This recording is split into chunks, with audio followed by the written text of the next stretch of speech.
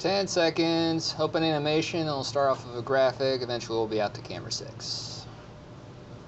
Stand by. Stand by. This is News Channel 20 at 5. Graphic, and we're on the graphic. Tonight, we've now gone 100 days without a budget. Governor Bruce Rauner and the Democrats aren't any closer to hammering out a plan to fund the state. Your local news at 5 starts right now. Closing animation, stand by camera 6, and we are on 6. Good evening. The latest on the budget battle in just a moment. But first, separated by more than 6,000 miles normally, leaders from Springfield and the Japanese city of Ashikaga will meet in the capital city.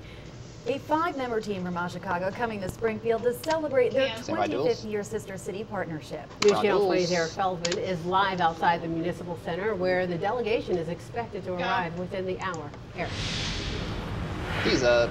The sister city partnership between Springfield and Ashikaga is one that's focused on education and culture. Hundreds of people going back and forth, including students, politicians, and farmers, in order to get a better understanding of what life is like on the other side of the world. And this trip is part of celebrating 25 years in partnership. To Carol Zirkle, the chairperson of the Ashikaga Committee for Sister Cities in Springfield, this anniversary is quite the accomplishment. There's been travel back and forth between people who have met on official delegations and who have become friends and now consider people in the other city, the sister city, to be an extended part of their family.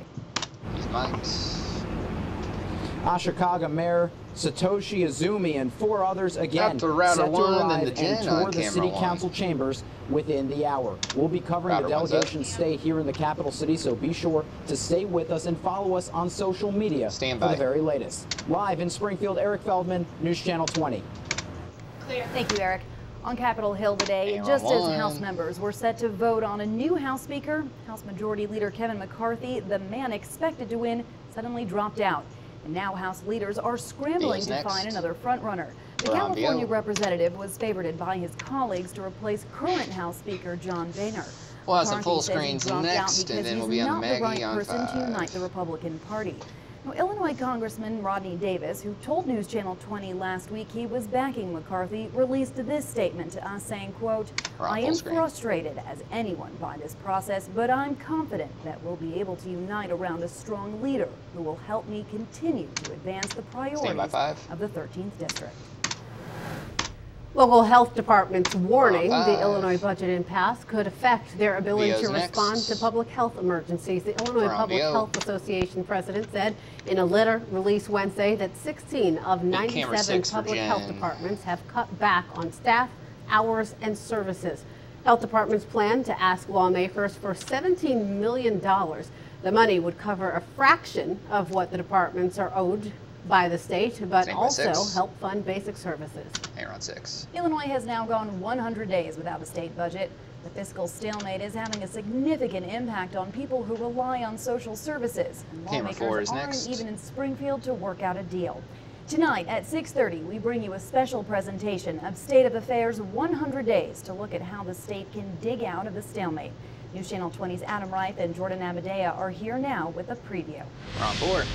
Jordan, we've been tracking this budget stalemate for 100 days now. The graphic behind us has ticked up each time. You've been at the State House on the few days that they are in session. So let's update everybody. Where are we now? Any progress being made? So lawmakers have spent a total of 13 days in session. I know a lot of people are very frustrated about that in this 100 days that we've been waiting for a budget, and it seems like we're going to be waiting a lot more. There are a lot of people who say that this isn't going to end anytime soon, and we're seeing political leaders just in the last 2 days ratchet up their rhetoric, and it's the same rhetoric we heard at the beginning of this battle. And the problem is they're not saying it face to face, they're saying it through the media. We'll be going to a full screen next. Tonight at 6:30, as we mentioned, right here on News Channel 20, a special report, State of Affairs 100 Days. Stand by 2. Roundtable discussions with some lawmakers, with a couple of people who work with agencies that are affected by the budget, and a couple of our friends who work in the media who are with you every day tracking this budget impasse. Again, tonight at 6:30, right here on News Channel 20. Jordan, thanks so much. Several local chefs cooking under one roof, and it's all for a good cause. Tonight is the annual Signature Chefs Auction benefiting March of Dimes. News Channel 20's Stacey Skryzak is live at the President Abraham Lincoln Hotel in downtown Springfield with the details. Hey, Stacey. She's up. This is an exciting event. It's always a very popular event here in Springfield, and you can see all of the chaos. It's organized chaos behind me as they get ready to open the doors. It begins in about 10, 15, 20 minutes or so. I'm joined by Jennifer Benanti with March of Dimes, and tell us a little bit about the Signature Chef Auction. Thank you guys for having us this evening. Our Signature Chefs Auction is kind of our premier event of the year. It features 10 local chefs and samplings of their cuisine throughout the evening.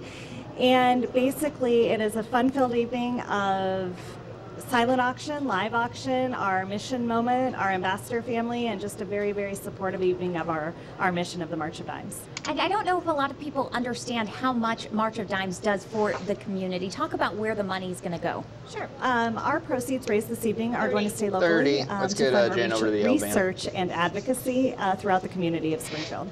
And while this event is already sold out, it's a very popular one, as I mentioned, there are lots of things throughout the year for March of Dimes that you can help out with.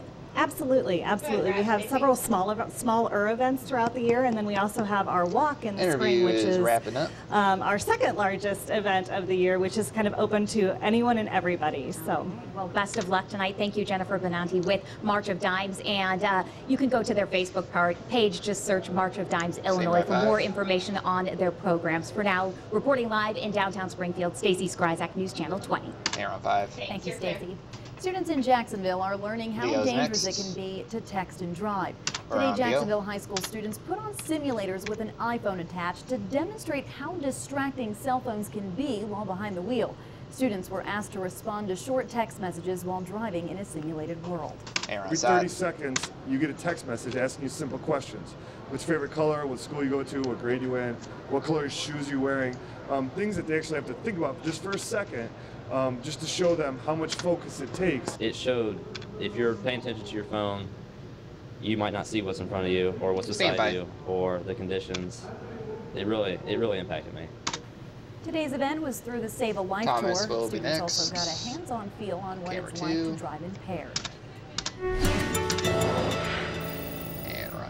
Well, it hardly feels like October outside. Another day with temperatures reaching the 80s once again. In fact, current temperatures mainly in the 70s, with the exception of Jacksonville, still hanging on to 80 degrees right now. But we had a few more clouds starting to build in a little bit later in the day. This is out ahead of a cold front, which will finally knock our temperatures down. But we're not seeing a whole lot in terms of rain. But as we focus our attentions off to the north, there is a little bit of a line that's appearing in southern Wisconsin and northern Illinois. So we'll continue to keep our eyes on those showers and storms heading throughout the evening tonight. So we'll call it a chance, or at least a scattering of such. And then some big changes on the way heading towards the weekend. Your full storm team forecast coming up in just a few minutes. And then coming up, let's actually head out to the Illinois State Fairgrounds. We got Joe Crane there again. It hardly feels like October out there, but I can see you're enjoying yourself. Go. You can go. Absolutely, absolutely perfect weather out here, Thomas Patrick. Gorgeous, nice little southerly breeze. We've got the live music.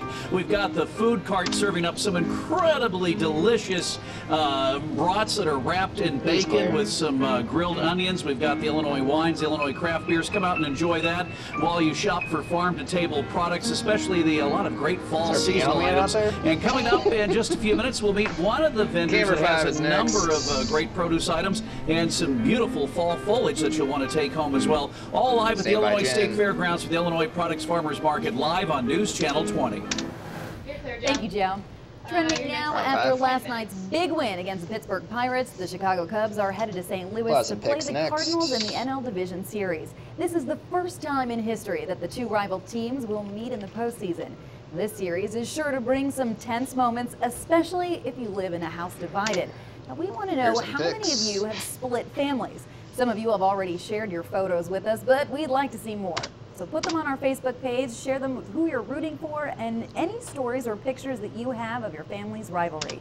And then tonight at 10, we'll take a look into one Springfield home whose house is split down the middle. We're on a tease. Coming up, we pay it forward to a mom from Auburn who, without hesitation, risked her life to save a man she had never met. Her story next. Roy Bragg.